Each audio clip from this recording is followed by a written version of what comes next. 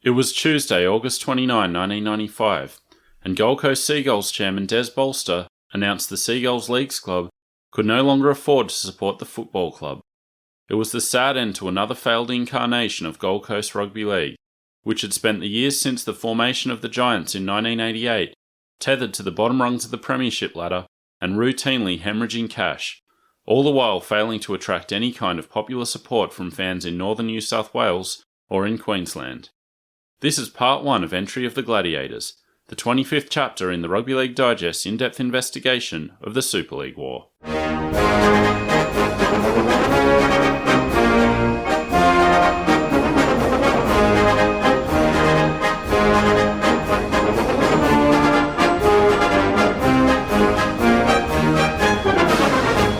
Welcome back to the Rugby League Digest. I'm Michael Adams, here with Andrew Paskin. How's it going, Andy? Man, I'm fantastic. How are you? Likewise. This is at the second chapter of our second season.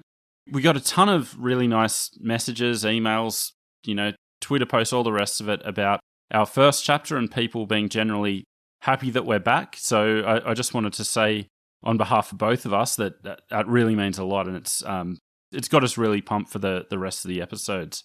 It's good to be back. Definitely. I will say, among all the nice messages we get, one persistent criticism we get from a small subset is us never getting to the point of doing 1 million episodes without getting to Super League. I'll say at the outset, this chapter is probably going to infuriate those people. So if you fall into this camp, maybe push ahead to the next chapter. But I understand we've talked about the court case being a major focus of 1996 and thus a major focus of this season of the Super League War. I understand the frustration in us bringing you all right to the precipice last week, only to go off on a wild tangent in this chapter. The reason we've chosen to do the story we're telling in this chapter at this point is largely chronological, but I got to say, this may be my favourite story to date. I love everything we're going to talk about so much. I mean, just reading the research, it's probably the most rugby league things I've ever read in my life. And so this chapter does, of course, centre on the ill-fated Gold Coast Gladiators and their flamboyant businessman owner, which I don't think the term flamboyant businessman has ever been used in an unironic or uncoded way. Flamboyant businessman definitely stands for something, and you'll see that bear out over the course of this chapter. I got to say, this story is one that I think in any other time and place would have become a part of rugby league folklore. It would have been told over and over again. It would have been one of those stories we keep coming back to. And yet it's largely ignored in rugby league. I've got to say, I had literally forgotten everything about the Gladiators from that time. I know. I had to Google the jersey, and even finding a picture on Google of the jersey was near impossible. Yeah. There's many reasons for that, as we'll get into. When I say any other time and place, the time is easy enough to understand with everything going on with Super League. It's understandable that little moments like this could just be forgotten and get swept into the bigger narrative that, let's face it, almost destroyed our game. But the place is the really interesting thing for me.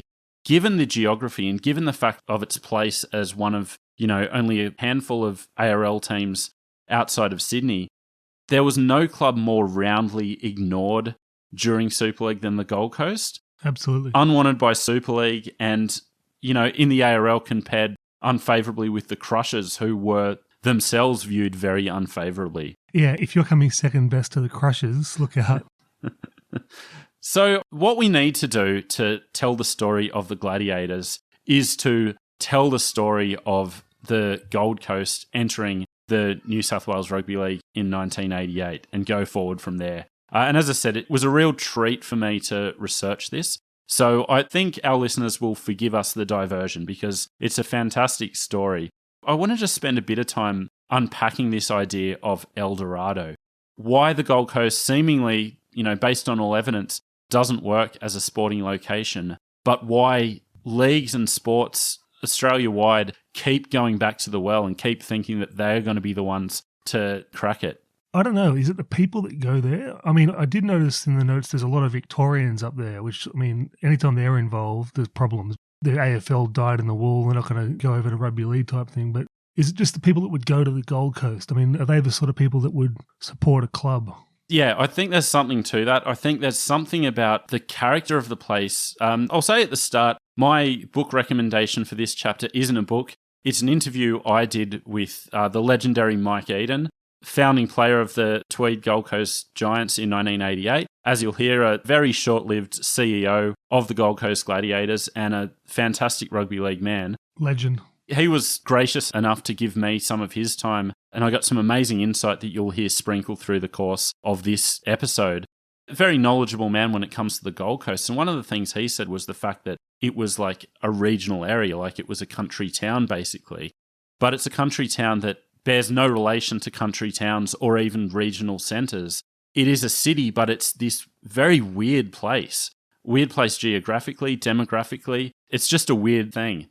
And on paper, no one can be blamed for thinking it would work. I mean, retirees there with plenty of time on their hands, families raising their kids there. You would think that those sort of people would attend football matches, but they just don't. Yeah.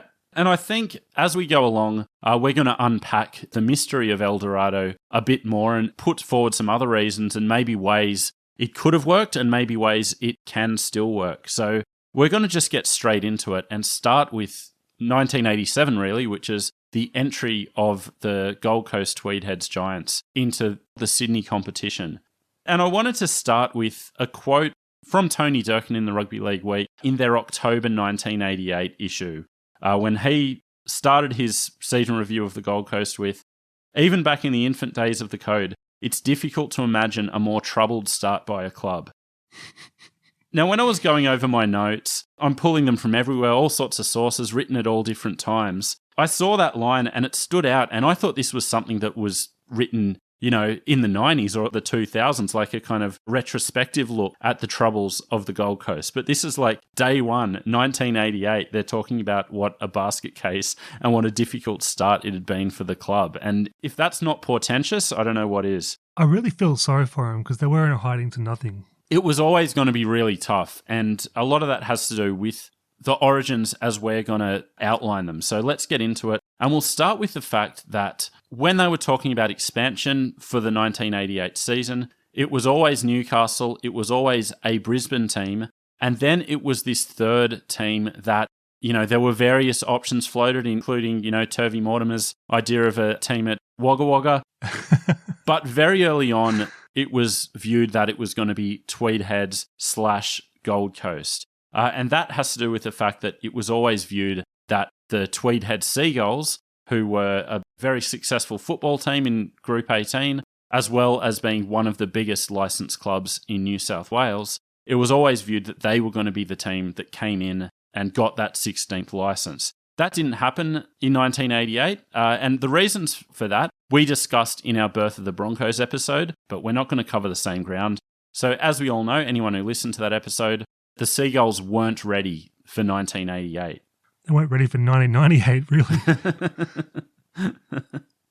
And as we posited in that episode, well, if they're not ready for 88, how about just go with an uneven number of teams? You've dealt with that for the last few years. Just go with 15, and then hopefully in a couple of years, when the Seagulls get their stuff together, they can enter the comp in a better state.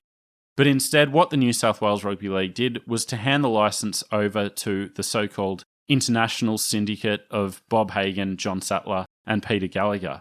And the funny thing about the way it was talked about, this is like in February 1988, it was already talked about that Seagulls could become joint owners of the Giants by the end of the season. So even when the licence was handed over, there was this idea, and I don't know how seriously this was discussed at board level at the New South Wales Rugby League or, within the syndicate, but an idea that the international syndicate were placeholder owners and the Seagulls were eventually going to come in anyway.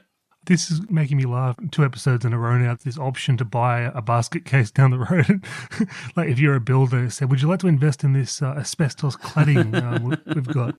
But I got to say, this was the era of that in the Gold Coast. Everything was happening on the Gold Coast at this point in time.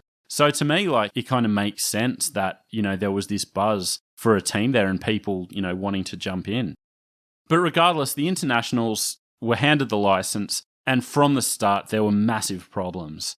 And one that keeps getting talked about is the fact that they were effectively shut out of Queensland by this exclusivity deal that the Broncos had got from the league. You know, they had it written in when they got the license that they were going to be the only Queensland team for a period of time, which different reports will have different dates, but we'll go with 3 years, which seems to be the most commonly recited period, that there was an exclusivity deal in place that the Broncos would be the only game in Queensland for at least 3 years.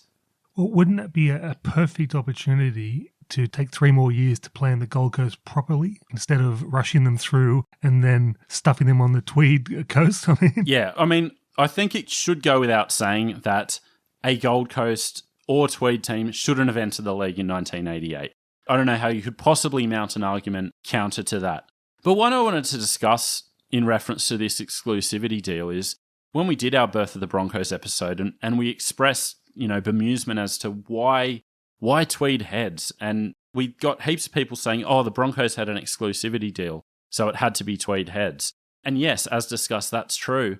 But the thing is, even before the licenses were handed out, it was being reported as the Tweedheads/Gold Coast bid. It was always talked about as Tweedheads. This was well before the license was decided. So it seemed that it was always going to be Tweedheads. Well, it comes down to the two things that run rugby league, pokey clubs and on-field performance. So Tweedhead Seagulls are doing well in Group 18, heaven forbid. So they're the powerhouse club up there. They've got to get a run. And this garish Pokies Den has all the money, so we have to give them a run as well. Yeah, exactly. I think that it was the rugby league way, or at least the New South Wales rugby league way, that your club was funded by Pokies. Therefore, there's this huge Pokey Den in northern New South Wales. Well, it's natural that the league is going to look at that as being the basis of their operations. And, Seagulls being this successful football club, it was viewed as a natural fit. So that kind of explains why the Tweedhead was part of it. But I really struggle with why the exclusivity deal was agreed to. I can understand why the Miranda Syndicate wanted that exclusivity deal, but why would the league agree to that? Like, why? I think it's perfectly reasonable for both sides to ask and agree to it, but then don't undermine it by backdooring them with a team just across the border.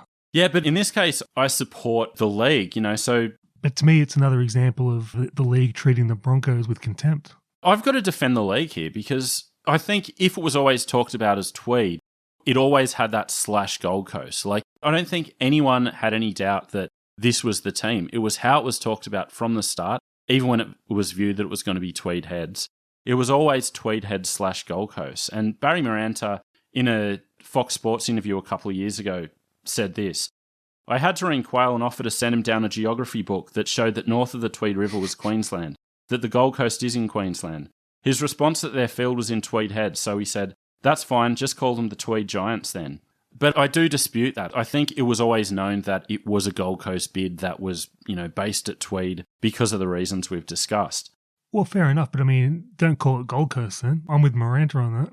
Well, this to me goes into the bigger question, and this is what I want to discuss next. It's when they knew that there was going to be a Brisbane team, they got the BRL clubs to agree with it. Should at that point they have been thinking more openly about Queensland and about the need to, boost their presence there? Like, why wasn't it thought of then in 1987 that it could be Brisbane and Gold Coast? Why did it have to be Tweed? Couldn't they have just thought about what was happening in the Gold Coast, thought about what getting the Broncos in from the BRL would do to the BRL, and strengthen, their Queensland presence?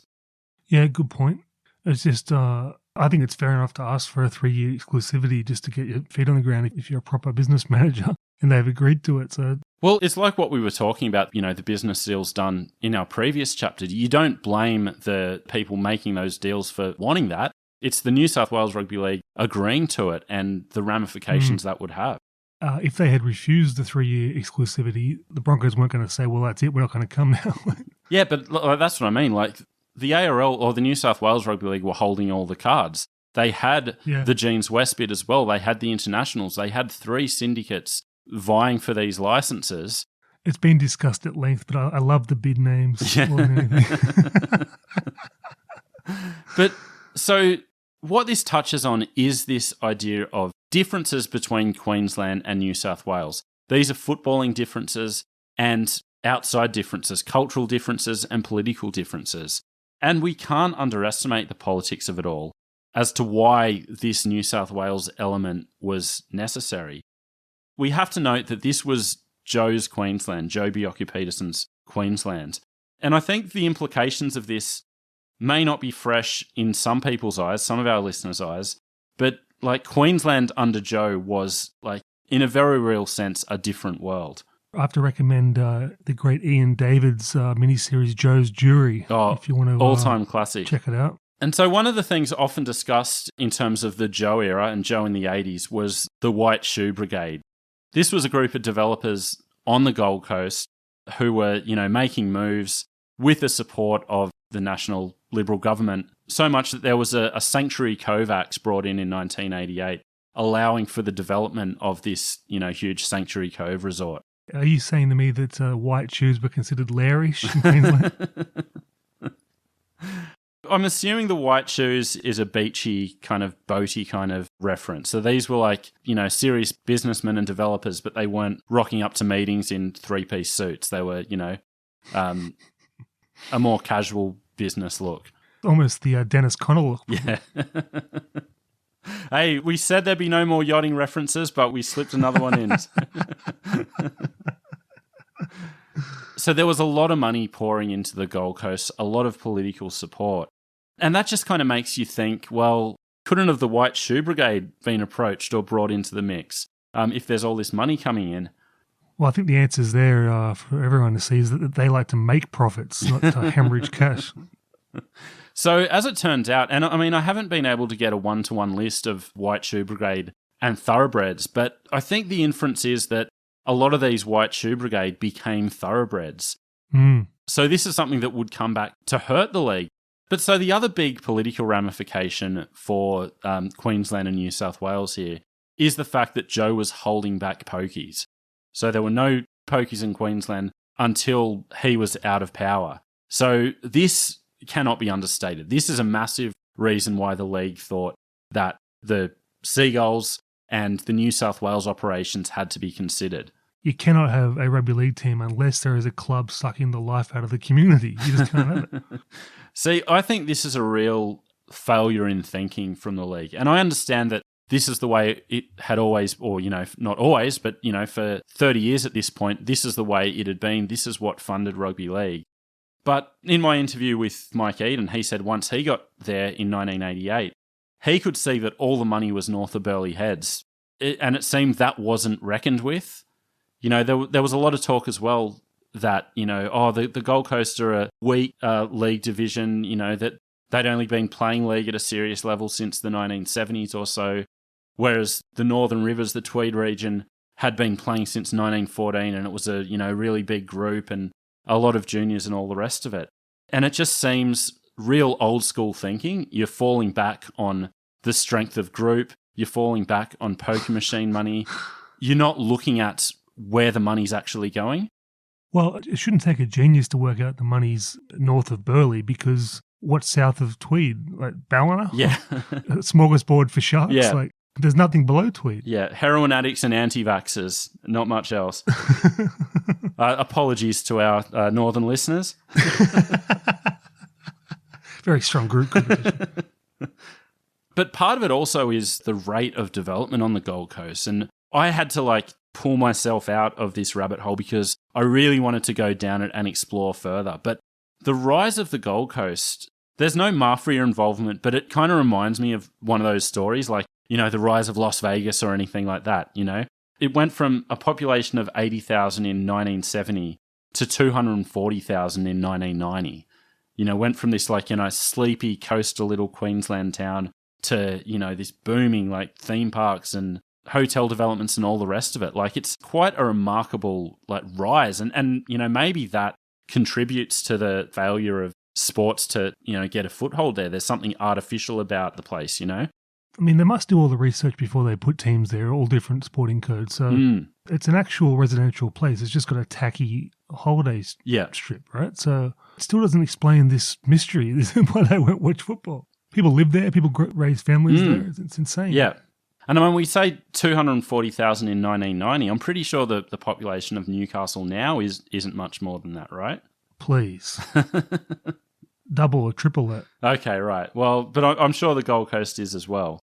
But so I think part of this is the New South Wales Rugby League's long-term strategy in terms of expansion, always related to districts and then later to regions. You can see that with Canberra and Illawarra in 1982, and then again with Newcastle in 1988. So Brisbane was the exception, but it seems the league were thinking of the Giants as more of like a second Newcastle than a second Brisbane. They must have had some sort of foreboding about this whole thing. I mean, it wasn't Newcastle. Let's get that clear. Newcastle was, a league town. Yeah. Yeah, I think that's the thing. They kind of tried to have it both ways and ended up with neither. It's long talked about that they thought they were going to draw in all the Northern New South Wales people and all the Group 18 juniors, and then also get all people on the Gold Coast. But it was kind of this team that it seems no one really knew who it was for. So I think that was a big failure initially, a failure to really forge an identity, an idea of who this team was and who it was for. The next issue was everything that came afterwards in trying to get the team together. Firstly, the recruitment, which we discussed in our Brisbane Broncos episode, went poorly in their efforts. They went after basically every off-contract player in Sydney and ended up with very few. So after trying to get all the hot players, like Des Hasler was probably the best player they went after. He was, in the prime of his career. Going after players of that caliber, having to settle for veterans, players that were coming to the end of their careers. So Ron Gibbs was their marquee signing. The rest you had Chris Close, who was coming to the end of his career. Mike Eden, who by his own admission was also coming to the end of his career. And Billy Johnston in the same boat. So, I mean, you can criticise that makeup of the team, but it's a bit unfair because they had tried to go after the, top talent and had to do with whatever scraps they could get. Again, don't rush them and they could do a much better job. Yeah. But Bob McCarthy, their inaugural coach, said that this was in his book. In hindsight, the club went about it the wrong way. Instead of going with local players and waiting 5 or 6 years for them to develop into a competitive team, the Gold Coast wanted to make an impact in the league straight away with big-name players. They kind of had to do what they did in trying to attract the best they could.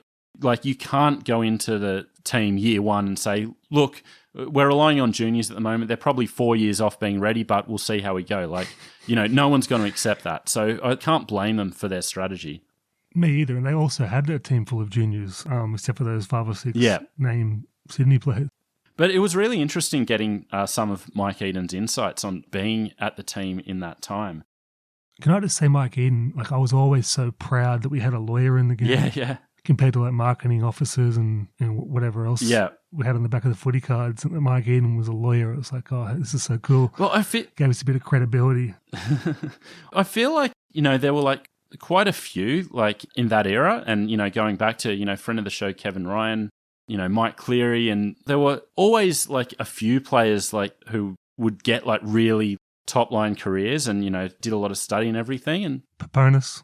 Yeah, exactly. And I feel like now you're not really seeing much of that at all, are you? They're more into G-ups now than they are tertiary education. But he had some great stories about, his position in the game then. As I said, he admits that he had one eye on retirement and it was always going to be a struggle getting the team off the ground when you had 5 or 6 players who were, the top players who were more concerned with what they were going to be doing next year or where they were going to end up next rather than, playing and trying to have a successful season. You don't want to start off as a transit lounge. Yeah. You can turn into one maybe, but to kick off as a transit lounge. Yeah, absolutely. No good. And then you have to wonder if if the whole setup was right when it was very much an old boys kind of setup. You had the former internationals running the place. You look at, Sattler's old teammate, Bob McCarthy, comes in to coach. He brings Elwyn Walters, Ken Irvine, Graham Langlands in as assistants. It was kind of out of step with the way league was developing. And yeah, this great story. I'm just going to read it verbatim from Mike Eden. And I'll preface it with him talking about Bob McCarthy because he had nothing but admiration for McCarthy, Sattler, the whole bunch. He said they were just fantastic men. But this is what he said. Even Chang? It's off topic, but I wanted to ask him about Chang, so I'll give you that story after I read this. I didn't think it gelled that well, and I'm not sure that Bob McCarthy was the right guy. I love Macca, he's a family friend, but he was still more of a Cobb & Co style coach. He was an old-fashioned coach, blood and guts and glory. Had people like Harry Barth and John Sattler giving us halftime talks, and that was great. But when you look back, having those people try to motivate Billy Johnston, Chris Close, Neil Hunt, Mike Eden, Ronnie Gibbs, it was, we were all past our best and had heard all that before. And it just seems like that's how it was. It's like you get Harry Barth in and he's going to rev up the boys. But when the boys have heard that speech 40 times and thinking about, well, I can't go too hard today. I mean, I don't want to really stuff up my body before getting back into my law degree next year. It's like not going to have the same impact as some young, hungry 21-year-old, Yeah, it's quite heartwarming to hear McCarthy still having the fire, though. Yeah.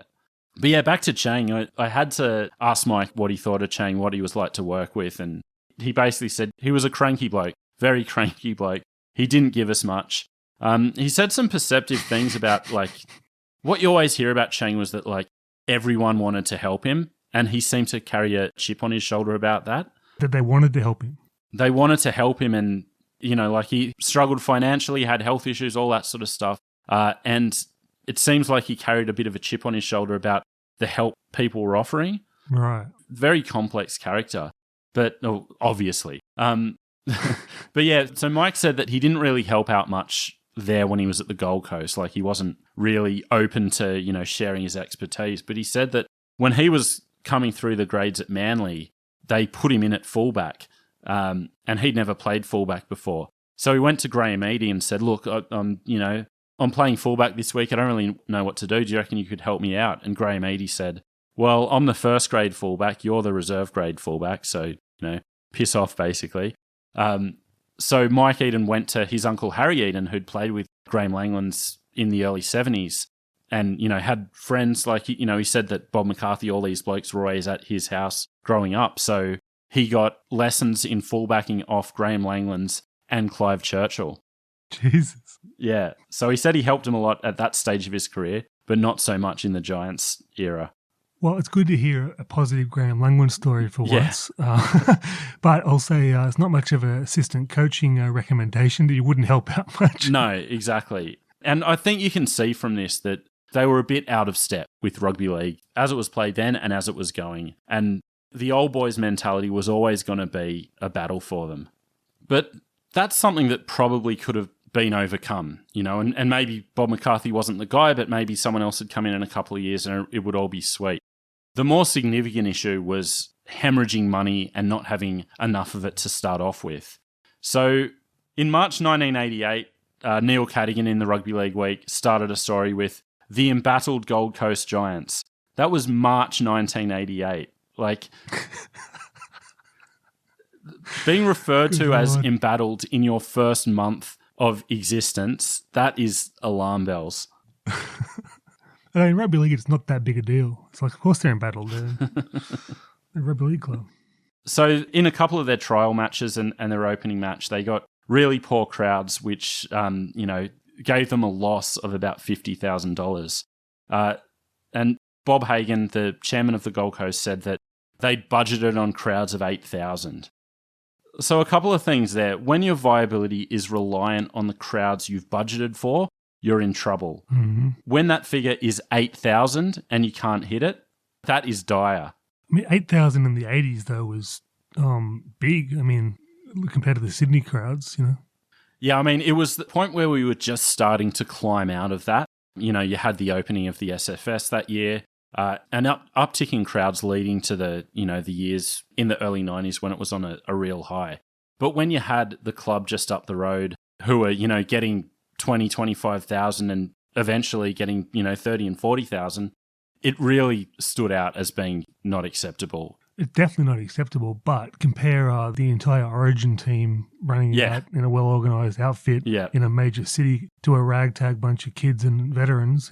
Are you saying you can't get 8,000 to the Melbourne Cup with draft horses, Ronnie?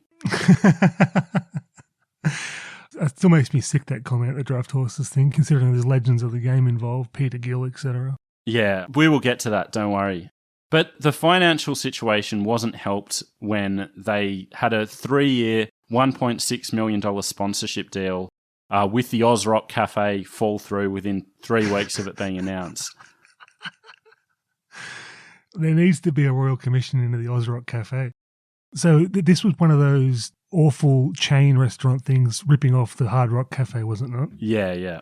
The 80s and the early 90s was so big on those. I can't stand them. I know.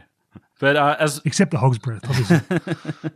As part of the sponsorship deal, Ozrock owner Phil Hart actually claimed that he designed the Giants jersey, which aforementioned Neil Cadigan in an article referred to as Flash, which...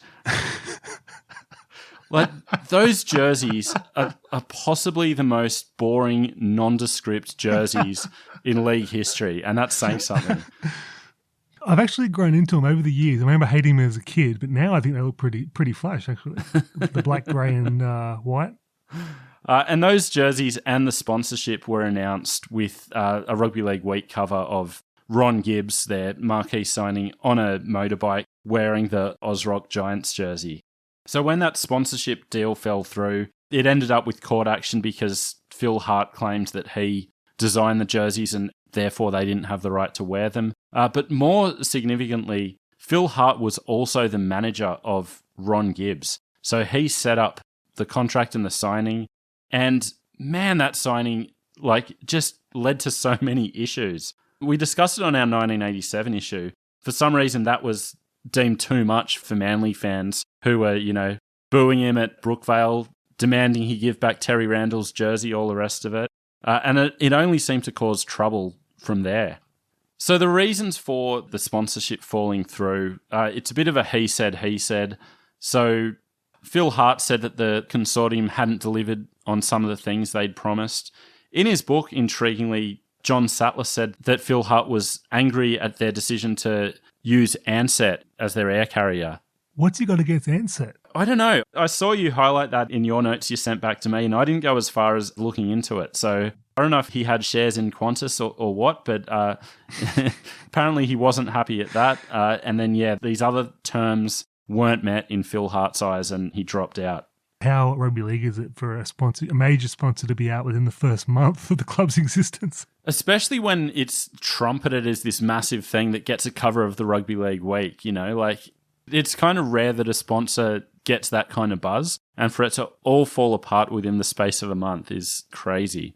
But you'll hear about it even into modern times. Like, it's a common phrase to hear, that sponsorship's fallen over. Yeah. It's never like, why has it? It's always just like, it's fallen over.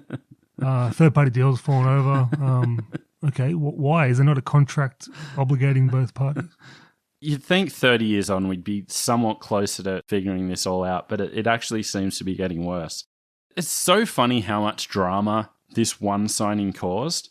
This isn't a slight on Ron Gibbs, who, had a career year in 87, unlucky to miss Origin and was viewed as a really intimidating one of the top forwards in the game at the time. But, he's not going down as an all-time great of rugby league. It's funny that there was this much drama about this one contract. It's the classic rugby league on-field recency bias. Yeah. Better sign him up for a ton of dough. And the other recency bias was Ron Gibbs signing and then watching, being a key part of Manly going on to win a premiership that year, having second thoughts about making the move up, trying to get out of the contract, ending up going up, but having things not fall into place as he wanted not the last time we'll use this word in this chapter, but in a farcical manner. The deal fell apart and ended up in court, as so many things to do with this club would over the next few years. So he said that he was offered, as part of the contract, some land in Palm Beach with a house, right by the sea. And instead, he was given land quite away from the coast. He was promised a cushy job, in his words, but ended up getting the offer of working on the ground staff at Seagulls Stadium. Shades of Brett Kenny in that complaint. I've got to ask Ron and his representative, why didn't they specify the lot number and address of the property that they were going to be promised, as opposed to just a general promise of a property somewhere? So it ended up in court in 1993, and this was an article in the Sydney Morning Herald. Gibbs recalls the Gold Coast originally supplied him with photos of the promised 2-hectare block at Mount Tamborine, but by the time he went up to check it out, The real estate agent told me that a lady owned it. And I said, you're bloody kidding. Then I went and saw the Giants again and they offered me another 5 acres, but the second 5 acres wasn't as good as the first 5. Through music, through sports, through everything, there's always these stories of people, I got stuffed over by the manager or whatever. It's like, there's got to be some onus on the individual to think about their own well-being. Like, It also probably demonstrates that a rugby league contract should be payment for playing rugby league in cash. It shouldn't involve 5 acres in Mount Tambourine. I'm just glossing over the fact that we're in property again, because that's the common occurrence that property and rugby league intertwine. But have you ever heard of there was a successful property investment in rugby league? You never hear that. It's always and the other part of it, the cushy job that he was promised. On the one hand, it highlights the bogus nature of rugby league jobs at this point in time. But the fact that he was expected to mow the football field rather than don the club polo for a marketing officer role, that also shows you how much that the Giants were battling. They couldn't afford to give him a fake job. They had to fire a groundsman and pay Rambo to do it. I think when LeBron went to the Heat, he was toweling down the court before games. Marquee signing. So I think this should adequately express the reality that the Gold Coast Tweedheads, whatever you want to call them, they were in a heap of trouble in their first year. And to remedy that, they needed one of two things to occur. Either decent crowds or better than expected on-field results. The latter was probably never going to happen, given the cattle they had. The crowds were basically appalling throughout the year. So there was apparently a lot of bad weather, a lot of rain over the course of that season, which was commonly cited by members of the international syndicate as being excuses for why they couldn't get the crowds. There's some validity in that. The rain, heavy rain will stop people from coming. It'll, bring your attendance down. That's a given. But it's also not an acceptable excuse, given it's a winter sport, given, there's always going to be rain. You need to be able to do better than that. You're clutching at straws, right? I mean, yeah. But at least there's a basis to that as an excuse. It's like, well, we would have got 12,000, but it pissed down. So, they didn't show up. Okay, you can maybe accept that. But what's not acceptable is blaming TV coverage. And Bob Hagan had a mixture of those two in March 1988 when he said, who in their right mind would travel up 100 miles in pouring rain to watch a game of football which is on television either live or half an hour after the kickoff? It's like, mate, this is the game you're in. Yeah. And also, when the first thing you say about people attending your football team playing is, who in their right mind?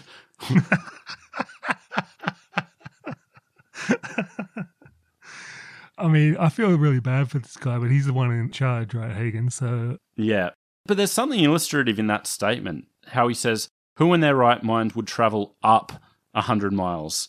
It's not who would travel down. It's still focused on that northern New South Wales. Great point. So I think this goes back to that struggle for identity and the Sydney-centric nature of the way the club was run. I'm not an expert on northern New South Wales, but they've got a bit of a manly vibe about them, i.e. not leaving my little town there with the beach and the local club. Yeah. And maybe it was always going to be too dispersed to really have a strong identity, especially if it's feeding into the Group 18, all the teams that Tweedhead Seagulls were playing against for, a number of years. There might be some animosity from, the other nearby towns. Well, that's almost like the rain excuse. You can say that about the Newcastle comp and the BRL, couldn't you? Yeah. So regardless, the season went badly. In April 1988, the Seagulls staged a 90-minute sit-in at the Seagulls No. 2 Oval, which was a meeting open only to players, officials and staff. Hagan said it was barred to outsiders. It was frank and open with no holds barred. So that was in April 1988. Surely that's got to set a rugby league record for honesty sessions. Surely 1 month in, that has to be a record. 1 month into the club's existence. Yeah, tough to beat. But so, no money, no players, no fans. Prospects were grim at the end of 1988. I forgot to mention this, but with the no money, Mike Eden said that, things were really tight. When they were going to Sydney, they were flown down and flown up on the same day. They didn't take a team of, physios, the rest with them. they'd hire casuals in Sydney that would treat them and then, they'd be on their way. He said that they weren't given their jerseys at the end of the year, that, they were kept by the club. He said that he had to go to the gear steward, Tommy Lemonade, to grab hold of one.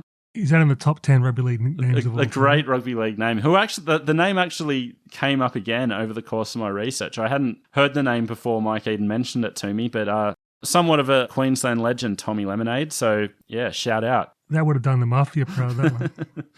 But so anyway, so a bad season all round. What sort of club is reusing the jerseys? I mean, I know they're flash, but I mean, surely after a year of use, they wouldn't be like spick and span for the 1989 season. I know. And do you think Sattler's wife would have been the one washing them to save on some bills there? Make sure you water down the detergent, love. So poor on field, no money, no players, no fans, real issues for the long-term viability of this club. What do you do about it? You send Bob McCarthy on a fact-finding mission to NFL clubs in the US, of course. So after the season, they flew McCarthy to look at the New York Giants and the LA Rams to look at their setup. A long-standing rugby league tradition, but I've got to ask you this. What actionable lessons could the Tweedheads Gold Coast Giants possibly have gathered from visiting NFL facilities? It's one of the great rugby league tenets, penny wise, pound foolish. Yeah. They're reusing the jerseys, but they're on a 5-week tour of the US to talk to the Pittsburgh Steelers about their Super Bowl win. And they're like, well, have you got good players? No. You got any money? No. Well, you can't win. You can't win the Super Bowl. I'm sorry. It's staggering. Good on Bob McCarthy. He would have had a good time, you know that. I always think about like what the NFL clubs were thinking of the rugby league guys that were coming in through the 80s and 90s. I know. Or even to today, for that matter. But so whatever lessons Macca could bring back obviously wasn't enough. And at the end of 1989 season, the Tweedheads Seagulls officially took over the license. So they had picked up the baton from the Oz Rock Cafe and they'd sponsored the Giants. But come 1990, it would be the Gold Coast Seagulls from there. So we should probably spend some time talking about Seagulls, the club, and what that meant. It's so confusing. So just for people like me who always get confused, it went from Giants to Seagulls to Gladiators to Chargers. Yep. And that's in the space of 7 years. Good Lord. So those Giants jerseys, the biggest thing on them was the Seagulls emblazoned across the front as the major sponsor. And that kind of tells you something about where the Seagulls were at in comparison to the international syndicate who, it was clear weren't going to be able to keep it going. So in his book, Sattler said, on reflection, we should never have been given the license in the first place. The league had initially planned to issue just one license and that's how it should have stayed. But with interest in the game at fever pitch, the league wanted to strike while the iron was hot. As a result, common sense came a distant second to the sport's thirst for growth. It just goes to show the power of these clubs, these pokey clubs, because who else besides an institution with endless rivers of blood money could afford to pick up a basket case like this? Yeah, exactly. And so that's a good context to put Seagulls in. So at the time, they were one of the biggest clubs in New South Wales.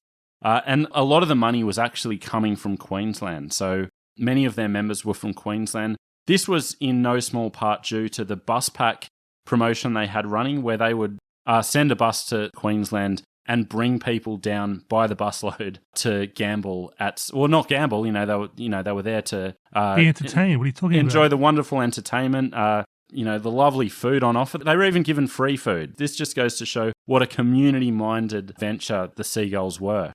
Well, I've always loved paying $2,500 for a chicken Kiev. And so I, in research for this, got hold of the 1989 Seagulls annual report. It's not the first annual report of a licensed club I've read by any means, but anytime you read one, you're just reminded of what vile leeches these people really are. Like the way that there'll be this flowery, president's report where it'll talk about, I'll find a direct quote. So this is John Edwards, the general manager. The returns from the club's poker machines were made possible by continued patronage during difficult times, and these bear testimony to our successful promotions and continued poker machine replacement program. So those difficult times, a nationwide recession that we were in, but, we're still bringing the busloads in and, we're doing a really great job there. Yeah, animals. So that bus pack promotion ended up in court. It had to be suspended for a while.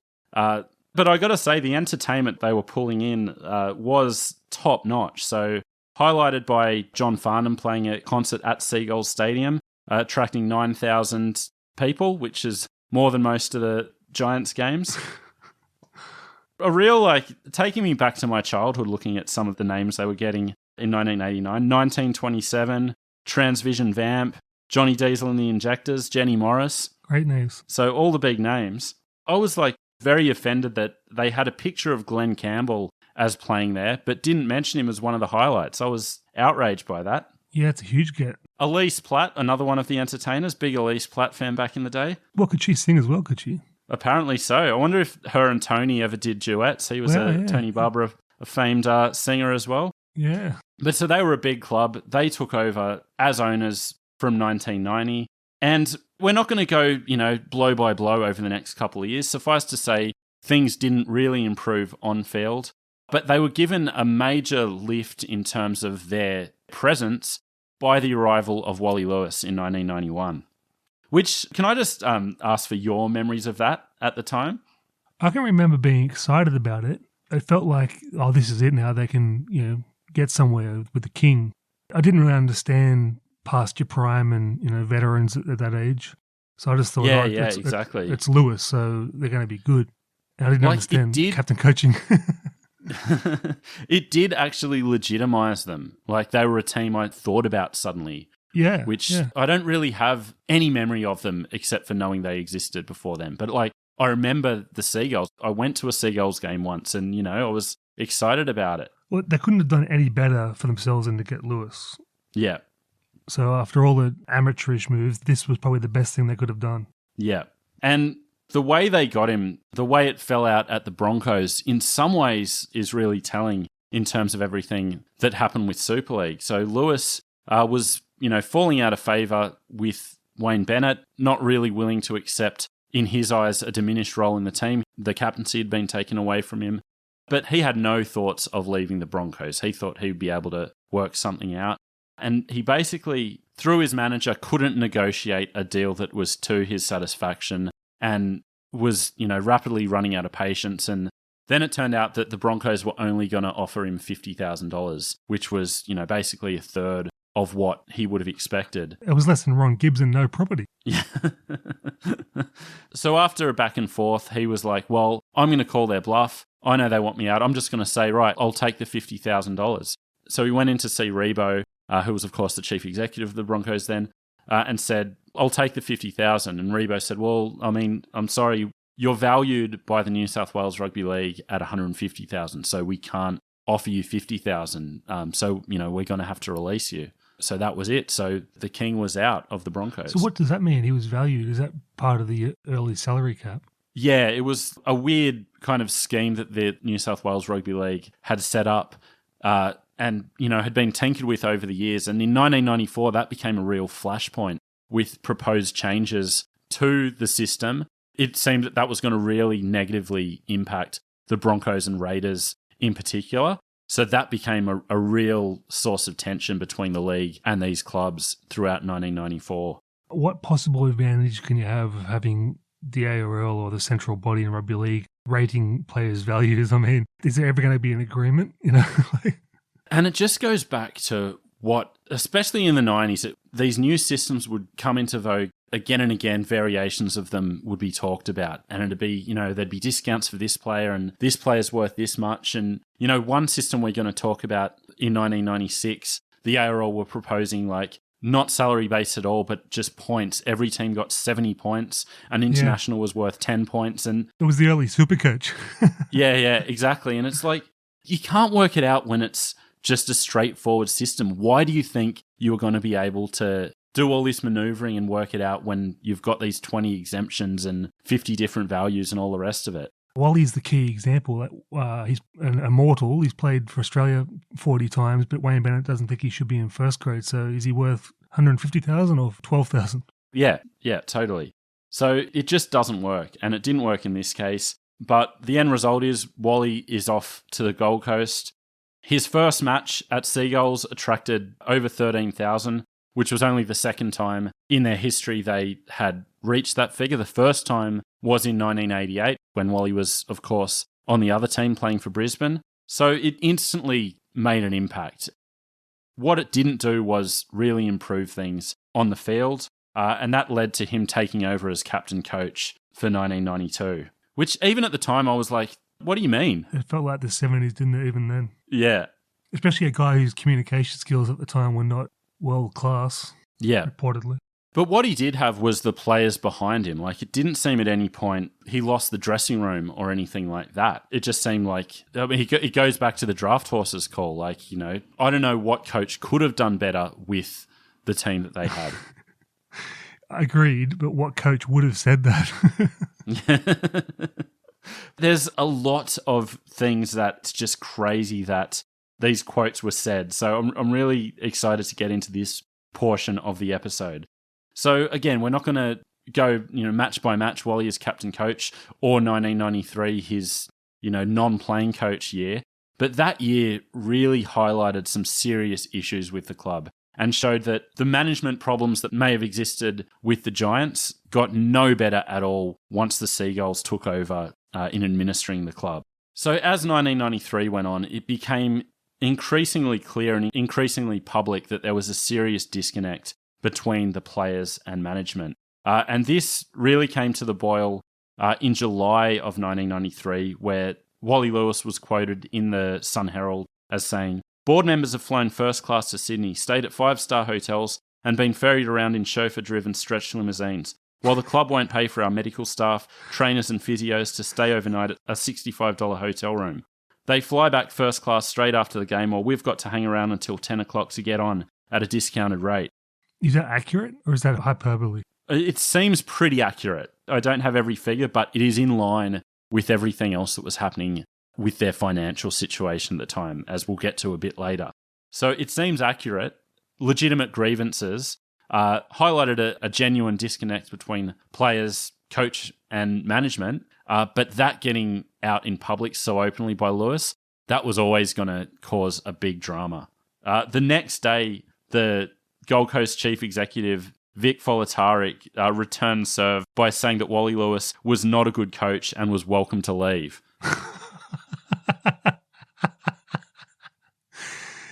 That culture of those club guys, licensed club style managers, football club managers, where it seems like they don't really care about the football team. They just care about their junkets. Yeah, exactly. And so basically from this point on, it was open war. It was just a public slinging match between Wally and the management. I mean, it's amateur even for rugby league, but some of it is so funny, some of the things going back and forth. Their football manager, Greg Bandiera, was one who was, he and Wally were at each other's throats, both basically saying that only one of them would be there in 1994, that neither of them could stay while the other was there. But so also in a Sun Herald article, Bandiera said, "I went over the contract with a fine-tooth comb, and the wording of Wally's contract is quite strange. It clearly doesn't specifically state the words first grade. In my book, by offering him the lower grade job, opens the door for the club to get rid of him. I see it as an out for the club to part with Wally Lewis." Which, great plan. Why are you announcing the details of that plan in the paper before you've exacted the plan? But he's the one guy drawing any sort of interest for you as well. Yeah, exactly. So Bandiera said he was misquoted, so the Sun Herald came back by standing by the story and publishing the interview they did with him in full. Bandiera was then shortly after sacked as football manager. But, this shows that the club was brazenly trying to get Wally to quit so they could avoid paying him out. Poor Wally's had a bad run with contracts, hasn't he? Yeah. So it was an untenable situation all round. But regardless of Wally's merits as a coach, which, he didn't go on to great heights at the Seagulls or anywhere else, regardless of however valid any personal grievances were, and, you know, he was on the record as being a very prickly character at that point in time, how was it in any way going to endear a Queensland public to the team, slamming Wally Lewis in the press? Yeah. Genius promo, yeah. Just absolutely boneheaded. So it was a complete basket case of an organisation, but it was clear it was untenable. So the New South Wales Rugby League sent Don Ferner up to be an interim football manager after Bandieri got sacked.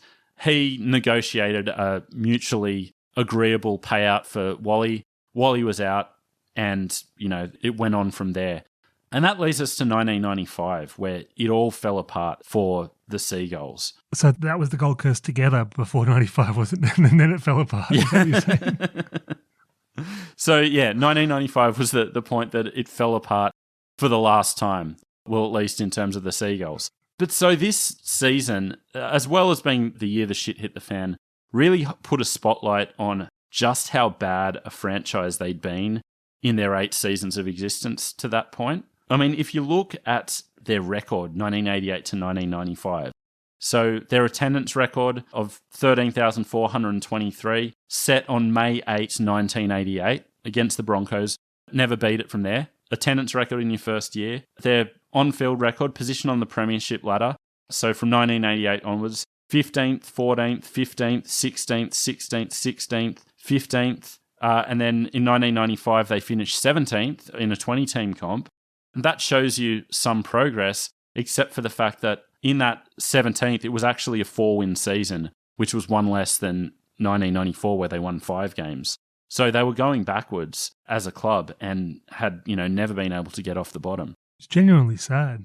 Think of the morale of the players in those years. Yeah, and you mentioned before you can't start as a transit lounge. When you start as a transit lounge, continue as a transit lounge with no on-field success, and, you know, no support, that seeps into the culture. That becomes your culture. So they were basically a team without any purpose. And, I mean, if you look at other teams, you know, like Parramatta, I think won 5 or 6 wooden spoons out of their first 10 years. You know, other clubs start this badly, but there didn't seem to be a light at the end of the tunnel. The irony is, in Wally Lewis's last year as coach, he started to bring through a set of juniors that could have been the basis for something.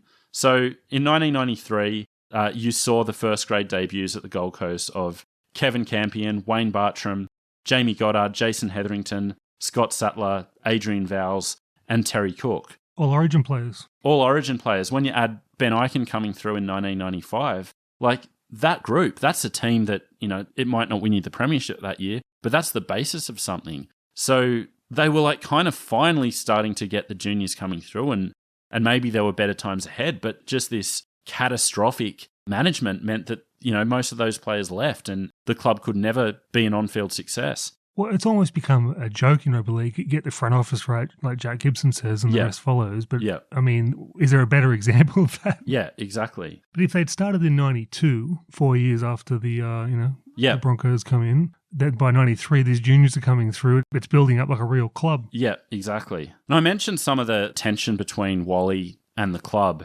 and one of it being the disparity between how the players were treated and how the management were acting, you know, flying down and seemingly in luxury while the players struggled. This was really showcasing how much they were struggling financially. It all came to the boil one match in 1993 where they were playing against Illawarra and were put up for the night in what they described as a caravan park. I think, to be fair, from reading between the lines, I think it was actually probably more like cabins, but still, Still, it just shows you that they didn't have the money. They were billing players for their travelling clothes. You know, as Wally mentioned, sending them on late night flights to save money. I don't have any real sympathy for them staying in cabins. I mean, who cares? Like, they're young footballers, most of them. But the management have got to show that they're tightening their belts as well. Otherwise, in rugby league, you're creating one of the biggest rifts ever. Yeah, but it just contributed to this cycle of failure that they were never going to get out of. And Wally had an illustrative quote in 1993. He said, he was asked if they would have a stronger side next year, and he said, "Well, I don't think so. I don't think it can be. We can't afford to go buying players. All we can do is invite players to come. The club have said they've got to cut players. The financial situation has it that they just can't match offers from other clubs. And when you've got that situation and you can't afford to attract players, well, you can't afford to be in the competition. And it all came to a head in August of 1995 when Chairman Des Bolster announced that they were pulling out of the competition from the end of 1995, saying that they lost $14 million since they took over the license and, they couldn't afford it anymore. Hell of a business. And so Bolster, who Roy Masters described as an emotional bolster, was quoted as saying, "There's been no money spent on our licensed club since 1989. We have to refurbish the club to meet the challenge of poker machines in Queensland." Well, Des, cry me the fucking Amazon. Seriously. Just get out of football. Why? I will never understand it. Appealing for sympathy because you couldn't refurb the club. They're obsessed with refurbing clubs, these people. They're gross no matter what they do. I know.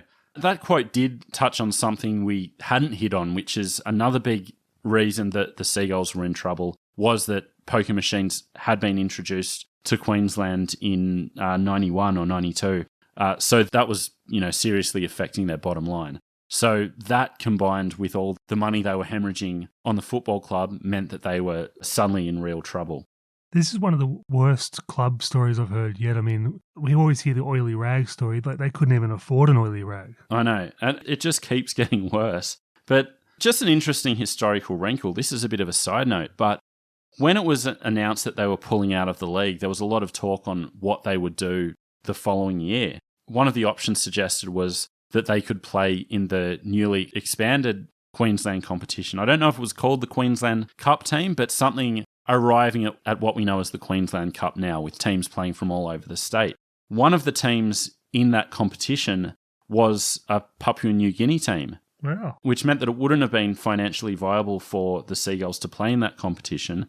But it's really interesting in light of all the talk in recent years about Papua New Guinea and the Pacific. We've got Papua New Guinea playing in the Queensland Cup now. We've had all Tonga's success and the rise of Oceania in the international game. But let's just remember that there was a Papua New Guinea team in the Queensland Cup in the mid-90s. We had Tonga very nearly beating New Zealand in the 1995 World Cup. I think it's a reminder that no success in rugby league is ever guaranteed, and we've got to keep our eyes on the prize in terms of international development. But that's just an aside. And Des Bolster tried to build on the sympathy he got for the club needing a new carpet by saying that the ARL gave money to Newcastle and the Crushers. All we're asking is for them to give us the same amount to us and we'll be fine.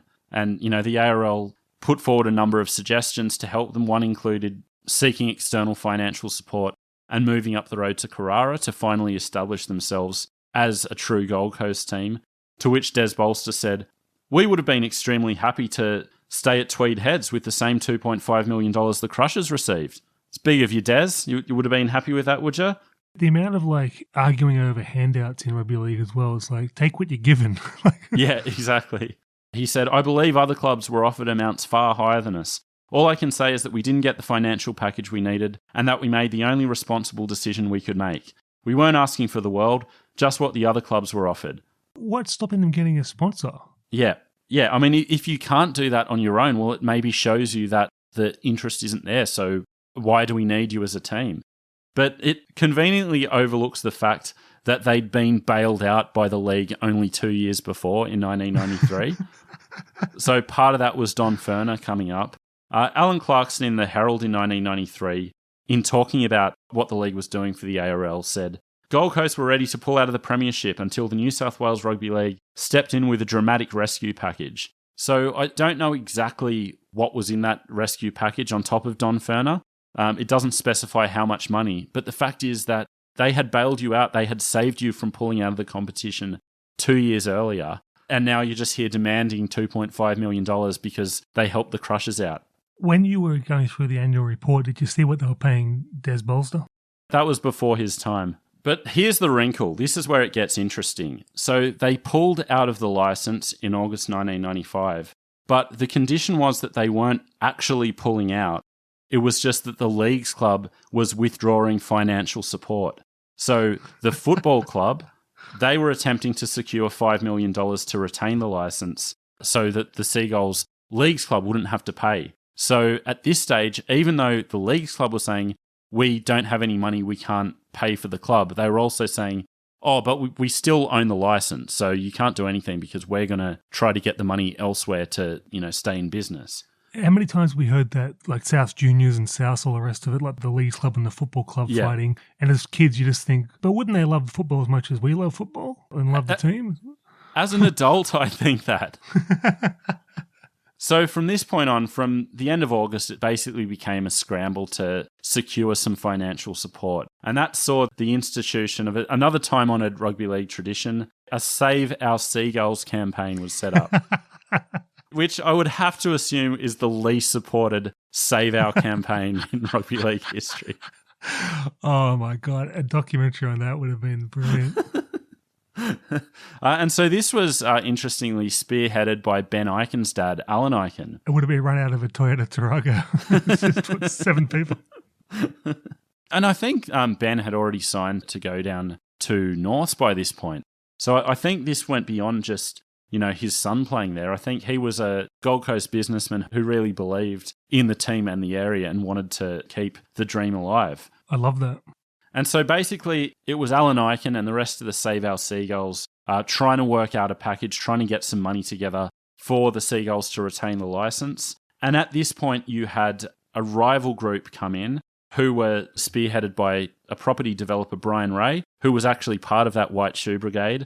And also an associate of Kerry Packer. So you had Ray and Kerry Packer involved as well in a rival Gold Coast bid if the Save Our Seagulls couldn't get the money up.